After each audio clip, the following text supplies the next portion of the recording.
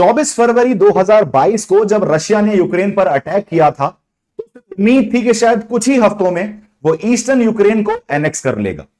लेकिन आज 2.5 साल बाद भी रशिया उसी कॉन्फ्लिक्ट में उलझा हुआ दिखता है। इससे हमें यह सीखने की जरूरत है कि इजराइल को ईरान को हल्के में क्यों नहीं लेना चाहिए। Why Israel should not take Iran lightly, और इसे हम समझने की कोशिश करेंगे उनके हेड टू हेड कंपैरिजन के बेसिस पे। Hello aspirants, welcome to Chahal Academy. मेरा नाम है सुमित त्यागी और आज हम इस वीडियो के अंदर ईरान और इजराइल की मिलिट्री स्ट्रेंथ, एलाइज और बाकी फैक्टर्स को कंपेयर करेंगे कि किसका पलड़ा कितना भारी है, और अगर ये फुल फ्लेजेड वॉर होती है तो ये किस डायरेक्शन में मूव करती हुई आपको दिख सकती है। चलिए शुरू करते हैं। इससे पहले कि हम कंपैरिजन शुरू करें, कुछ प्रेजेंट सिचुएशन क्या चल रहा है वहां उसको डिस्कस कर लेते हैं। 1 अक्टूबर 2024 को ईरान ने 180 बैलिस्टिक मिसाइल से इजराइल पर अटैक किया। इजराइल का मानना है, इजराइल का कहना है कि उसको ज्यादा इन अटैक से नुकसान नहीं पहुंचा है और उसके आयरन डोम एयर डिफेंस सिस्टम ने majority of the missiles attacks को नलिफाई कर दिया था। सिमिलर सा अटैक ईरान ने अप्रैल में भी किया था, पर इजराइल का यह भी कहना है कि ईरान को अपनी करतूत की सजा मिलेगी, उसे इस अटैक का खामियाजा भुगतना पड़ेगा। ईरान जवाब में कहता है कि अगर ईरान को टारगेट किया गया तो यह तो सिर्फ ट्रेलर था, उसके बाद पूरी पिक्चर दिखाई जाएगी। तो कहीं ना कहीं कॉन्फ्लिक्ट डी एस्केलेट होने का नाम नहीं ले रही है और बढ़ती हुई ही दिख रही है।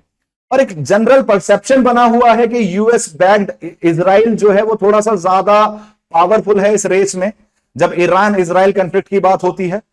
तो आज हम इस वीडियो में डिस्कस करने की कोशिश करते हैं कि अगर इन दोनों को कंपैरिजन किया जाए, इन दोनों का कंपैरिजन करें हम on the basis of military, air power, naval power, तो किस बेसिस पे हम इनको देख सकते हैं, कहां खड़ा हुआ इन्हें हम पाएंगे। आगे बढ़ते हैं। अगर हम देखें क्या क्या स्टैंडर्ड्स हम इस वीडियो के अंदर देखने वाले हैं, किस किस बेसिस पे हम इन्हें कंपेयर करने वाले हैं, तो सबसे पहले हमें देखने को मिल रही है मिलिट्री स्ट्रेंथ, कि दोनों की मिलिट्री स्ट्रेंथ क्या है। Next is air power, air power में दोनों कहां खड़े हुए दिखते हैं। लैंड फोर्सेस का कंपैरिजन करेंगे, नेवल फोर्सेस का कंपैरिजन करेंगे, एलाइज का कंपैरिजन करेंगे, कौन सी कंट्री किसको सपोर्ट करती हुई दिखती है, और उसके अलावा कुछ अदर फैक्टर्स जो एक मेजर रोल प्ले कर सकते हैं उनके बारे में भी बात करेंगे। खैर, सबसे पहले आपको यह जानने की जरूरत, सबकी इंपॉर्टेंस बराबर नहीं है, कुछ चीजें ज्यादा इंपॉर्टेंट है इस कॉन्फ्लिक्ट के अंदर। For example, may be land forces का उतना ज्यादा यूज होता हुआ आपको ना दिखे, लेकिन नेवल और air power along with the allies and including the other factors जिनके बारे में हम डिस्कस करने वाले हैं, वो एक मेजर रोल प्ले करने वाले में ये डिसाइड करने में कि आखिर ये कॉन्फ्लिक्ट किस साइड मूव करने वाली है। आगे बढ़ते हैं। सबसे पहले हम कंपैरिजन करते हैं इनकी मिलिट्री स्ट्रेंथ का। अगर मिलिट्री स्ट्रेंथ को देखा जाए तो total number of active personnels जो आज की डेट में इजराइल को सर्व कर रहे हैं डिफेंस फोर्सेस के अंदर, वो लगभग हमें देखने को मिल रहे हैं 1,70,000, 1,70,000। और अगर ईरान का नंबर देखा जाएगा तो वो काफी ज्यादा देखने को मिलता है व्हेन कंपेयर टू इजराइल। वहां लगभग 6,10,000 लोग आपको डिफेंस फोर्सेस में एक्टिवली सर्व करते हुए दिख जाते हैं। अगर रिजर्व फोर्सेस की बात की जाए, रिजर्व फोर्सेस कितनी है, तो रिजर्व फोर्सेस में इजराइल थोड़ा सा एज लेता हुआ दिखता है और उसके पास 4,65,000 रिजर्व सोल्जर्स हैं, जबकि ईरान के पास ये नंबर केवल 3,50,000 है। अगर पैरामिलिट्री की बात की जाए, पैरामिलिट्री में भी ईरान आपको थोड़ा सा एज लेता हुआ दिखेगा। ईरान के पास 2,20,000 पैरामिलिट्री सर्वर्स हैं, पैरामिलिट्री पर्सनल्स हैं, जबकि इजराइल के पास केवल 35,000 पैरामिलिट्री पर्सनल हैं। और इनके नंबर्स में आपको यह भी समझने की जरूरत है कि इजराइल की population when compare to Iran is way less. कहीं ना कहीं आपको इजराइल की पॉपुलेशन इज अराउंड 90 लाख और ईरान की पॉपुलेशन लगभग आपको 850 करोड़ 8.5 करोड़ देखने को मिल जाती है, 8.5 करोड़ देखने को मिल जाती है। तो उसमें भी काफी 8-9 गुना ज्यादा पॉपुलेशन है ईरान की, तो आपको नंबर ऑफ पर्सनल्स भी उसी हिसाब से ज्यादा देखने को मिलते हैं। इससे पहले कि मैं आगे बढ़ूं, मैं ये भी बताना चाहूंगा आपको कि ये सारा जो डेटा हम डिस्कस कर रहे हैं that has been published by Global Fire Power Index of 2024। तो एकदम लेटेस्ट डेटा है, ये latest head to head comparison है। इससे पहले कि इस वीडियो को आप आगे करें, I request you to subscribe for such information, जिससे आप ऐसे ही हमारे थ्रू कुछ चीजें जानते रहें और अपने आप को इन्फॉर्म रख सकें। आगे बढ़ते हैं।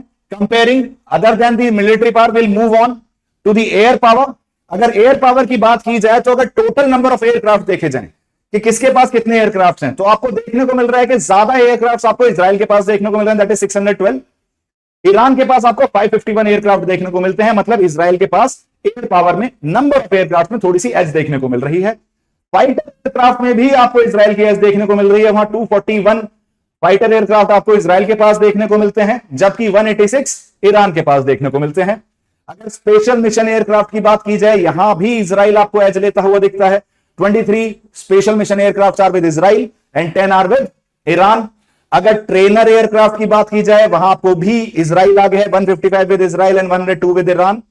और अगर एरियल टैंकर्स की बात करेंगे, 14-7 लगभग डबल है इजराइल के पास, ईरान के कंपैरिजन में 14 इजराइल के पास हैं, 7 ईरान के पास हैं। हेलीकॉप्टर्स में भी इजराइल के पास थोड़ी सी एज है, 146 हेलीकॉप्टर्स फंक्शन करते हैं इजरायली फोर्सेस के साथ पास, और 129 ईरानियन फोर्सेस के पास। अगर अटैक हेलीकॉप्टर्स की बात की जाएगी तो इसमें लगभग 3-3.5 गुना, लगभग 4 गुना ज्यादा अटैक हेलीकॉप्टर्स आपको इजराइल के पास देखने को मिलते हैं। और मैं आपको ऑलरेडी बता चुका हूं, cause of the geographical distance between Israel and Iran, air power एक मेजर फैक्टर होने वाला है अगर फुल फ्लेजेड वॉर में इन्वॉल्व होती हैं दोनों countries. Moving on, land forces की अगर बात की जाए कि कितनी आर्टिलरी है आर्मी के पास, मिलिट्री के पास, तो हमें नंबर ऑफ टैंक्स देखने को मिल रहा है कि ईरान के पास, पहले अगर आप यहां देखेंगे तो एयर पावर में सर्टेनली आपको इजराइल एज करता हुआ दिखता है, थोड़ा सा डोमिनेट करता हुआ दिखता है। Moving on to the land forces में आपको टैंक्स इसके पास देखने को ज्यादा मिल रहे हैं, ईरान के पास ज्यादा देखने को मिल रहा है, लगभग 2000 टैंक्स हैं, टू बी प्रिसाइज 1996 1996, जबकि इजराइल के पास आपको केवल 1370 टैंक्स देखने को मिल रहे हैं। आर्मर्ड व्हीकल्स, ऐसे व्हीकल्स जिनके ऊपर एम्यूनेशन को सेटअप किया जा सकता है, उसमें आपको 43,407 व्हीकल्स आपको इजराइल के पास देखने को मिलते हैं, और लगभग 65,765 व्हीकल्स आपको ईरान के पास देखने को मिलते हैं। सेल्फ प्रोपेल्ड आर्टिलरी, ये एक ऐसी आर्टिलरी होती है जिसके पास खुद का प्रोपल्शन सिस्टम होता है, जो खुद को सेल्फ बेसिस पे, ऑटोमेटिक बेसिस पे डायरेक्ट भी कर पाती है। तो इसमें आपको इजराइल थोड़ा सा एज लेता हुआ दिखता है, उसके पास 650 सेल्फ प्रोपेल्ड आर्टिलरी है, जबकि ईरान के पास केवल 580 है। रॉकेट आर्टिलरी में देखा जाएगा तो इसमें ईरान काफी ज्यादा आपको लीड लेता हुआ दिखता है, उसके पास 775 रॉकेट आर्टिलरी देखने को मिल जाती है, जो उसको थोड़ा सा एडवांटेज प्रोवाइड करती है। अभी भी जो आपने देखा वो रॉकेट अटैक्स ही थे, बैलिस्टिक मिसाइल अटैक्स थे, तो रॉकेट्स के थ्रू अटैक किया जा सकता है एयर पावर में भी, तो रॉकेट आर्टिलरी में भी आपको ईरान एज लेता हुआ दिखता है, 150 वर्सेस 775। मूविंग ऑन, अगर नेवल फोर्सेस की बात की जाए, जो एक और बहुत इंपॉर्टेंट फैक्टर है, पर्शियन गल्फ को देखते हुए, रेड सी को देखते हुए, मेडिटेरेनियन रीजन को देखते हुए, तो नंबर ऑफ फ्रिगेट्स की अगर बात की जाए, देखो फ्रिगेट का मतलब होता है एक ऐसे आर्मर्ड व्हीकल्स जो बिगर शिप्स, डेस्ट्रॉयर से तो छोटे हैं, लेकिन फिर भी उनकी कैपेबिलिटी रिलेटिवली अटैक करने की ज्यादा होती है, और उन्हें यूज किया जा सकता है एंटी सबमरीन ऑपरेशंस के अंदर। साइज छोटा है, लेकिन बोलते हैं ना, बड़ा हुआ तो क्या हुआ, जैसे पेड़ खजूर, तो सिमिलरली ज्यादा बड़ा होना अच्छी बात नहीं है। अगर आप pin pointed attack, targeted attack करना चाहते हैं, तो उसमें इजराइल कहीं ना कहीं आपको लीड लेता हुआ दिखता है, लेकिन यहां फ्रिगेट्स में आपको लीड लेता हुआ कौन दिख रहा है? ईरान देखने को मिल रहा है। ईरान के पास 7 फ्रिगेट्स हैं, जबकि इजराइल के पास एक भी फ्रिगेट नहीं है। कॉर्विट्स जनरली हम एक बोल सकते हैं कि this is more of patrolling perspective से चलते हैं, ऑफकोर्स इसको भी आर्म किया जाता है, लेकिन these are more of patrolling vessels, जिनको जो सपोर्ट करती हैं बाकी शिप्स को जो साथ में रन कर रहे होते हैं, सर्वेलेंस के लिए भी काम आते हैं कॉर्विट्स। कहीं ना कहीं आपको एंटी सबमरीन वॉरफेयर में भी ये आपको सेव करते हुए, काम करते हुए दिख जाएंगे, और इसमें इजराइल आपको लीड लेता हुआ दिखता है। 7 है कॉर्विट्स उनके पास, और ईरान के पास केवल 3 है। अगर सबमरीन्स की बात की जाए तो सबमरीन्स लगभग 4 गुना सबमरीन्स हैं ईरान के पास when compare to Israel. Israel के पास केवल 5 सबमरीन्स हैं, जबकि ईरान के पास आपको 19 सबमरीन देखने को मिलते हैं। पेट्रोलिंग वेसल्स की अगर बात की जाए तो पेट्रोलिंग वेसल्स आपको इजराइल के पास ज्यादा देखने को मिलते हैं, जो कि आपको basically surveillance, better information gathering करने में हेल्प करेंगे। तो वहां 45 व्हीकल्स, 45 व्हीकल्स इजराइल के पास हैं, और 21 व्हीकल्स ईरान के पास हैं। माइन वॉरफेयर की बात की जाए, वो लैंड फोर्सेज अगर इन्वॉल्व होती हैं तब ज्यादा पिक्चर में आता हुआ दिखेगा। इजराइल के पास माइन वॉरफेयर में खाता खुला नहीं है उनका, जबकि ईरान की बात करेंगे तो उनके पास एक माइन वॉरफेयर के लिए एस्पेक्ट दिखाने के लिए कुछ है। आगे बढ़ते हैं। This was about naval forces. Sea comparison हो गया हेड टू हेड, मिलिट्री का कर लिया, नेवल का कर लिया, लैंड फोर्सेस का कर लिया, एयर पावर का कर लिया, लेकिन इन सारे फैक्टर से ज्यादा जरूरी हो जाता है कि आपके साथ खड़ा कौन है। इसका बेस्ट एग्जांपल है हमारे पास रशिया यूक्रेन वॉर। अगर रशिया यूक्रेन को हम डायरेक्टली कंपेयर करेंगे तो यूक्रेन का कोई कंपैरिजन है नहीं रशिया के साथ, लेकिन जो उसके एलाइज उसे कंटिन्यूसली आर्म्स की सप्लाई कर रहे हैं, फंड प्रोवाइड कर रहे हैं और सर्टेनली एक ग्लोबल लेवल पे सपोर्ट प्रोवाइड कर रहे हैं, वो कहीं ना कहीं रशिया के लिए एक दिक्कत बना हुआ है।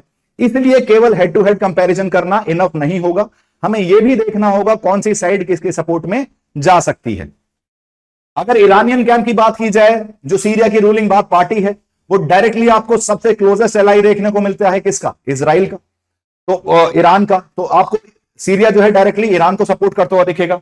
दूसरे एंड पे जब आपको यूक्रेन को यूएस सपोर्ट करता हुआ दिखता है थ्रू आर्मर्ड सपोर्ट, आर्मी जो आर्म सप्लाई के थ्रू, तो कहीं ना कहीं देयर आर हाई चांसेस कि रशिया भी ईरान को सपोर्ट कर सकता है आर्म्स पर्सपेक्टिव में, अगर ये वॉर आगे बढ़ती है तो, और ये फुल फ्लेजेड वॉर की तरफ बढ़ती है।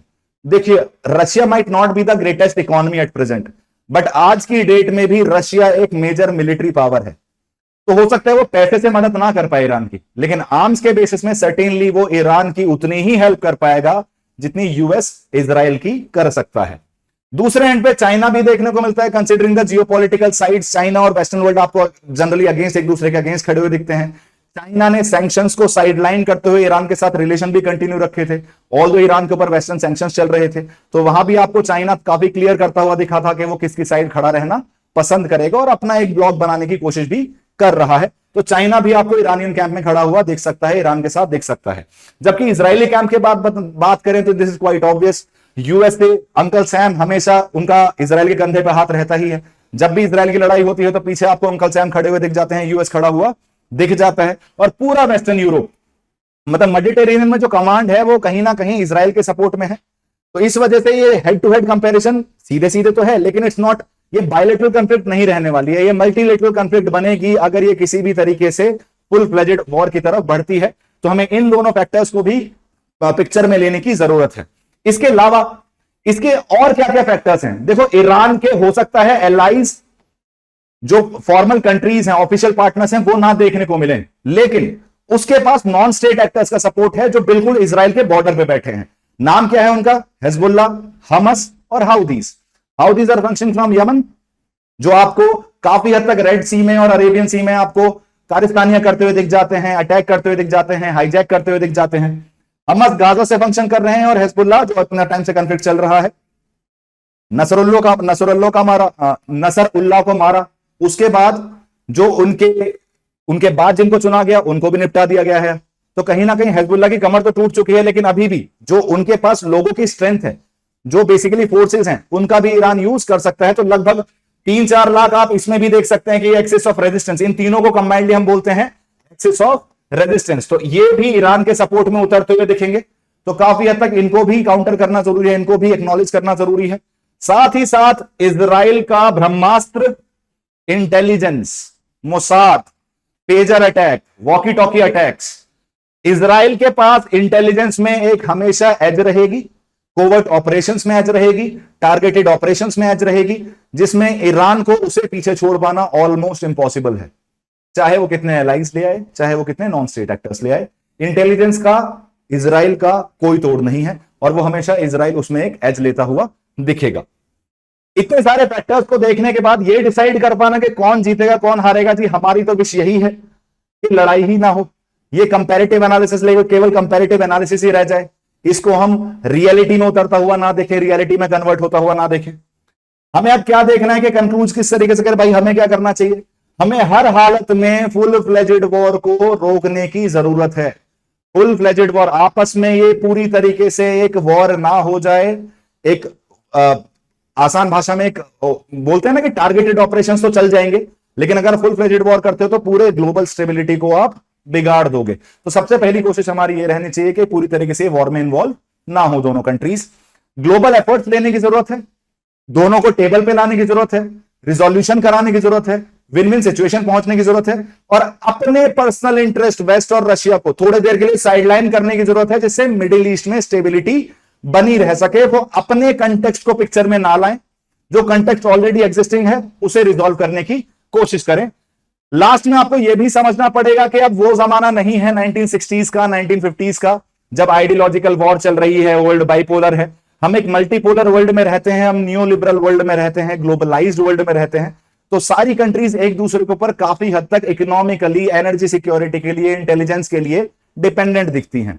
तो कहीं ना कहीं सारी कंट्रीज को ग्लोबली जितने भी प्लेयर्स हैं उनको ये समझने की जरूरत है कि peace is the only choice. किसी भी तरीके की कंफ्लिक्ट केवल ईरान और इजराइल को नुकसान नहीं पहुंचाएगी, हम सबको नुकसान पहुंचाएगी, हम इंडियंस को भी नुकसान पहुंचाएगी। तो सबसे अच्छी बात यह विश करना है कि ये लड़ाई आगे ना बढ़े और किसी ना किसी तरीके से इसका कोई एक पीसफुल एंड अटेन किया जा सके। ये सारी इंफॉर्मेशन जो हमने अभी डिस्कस की है, जो कंपैरिजन किया है, मिलिट्री कंपैरिजन किया है, एलाइज का कंपैरिजन किया है, एक्सिस ऑफ रेजिस्टेंस की बात की है, मोसाद की बात की है, इंटेलिजेंस की बात की है, इन सारी इंफॉर्मेशन को इंक्लूड करके आप इस क्वेश्चन को आंसर करने की कोशिश करें। Discuss the implications of the recent escalation in the Iran Israel conflict on regional stability in the Middle East, analyse the roles of major powers and the potential impact on global geopolitics. इसे please answer करने की कोशिश करना in at least 250 words. ऐसी information के लिए please follow us, please subscribe us. This was all from my end. Thank you so much, guys, and have a good day.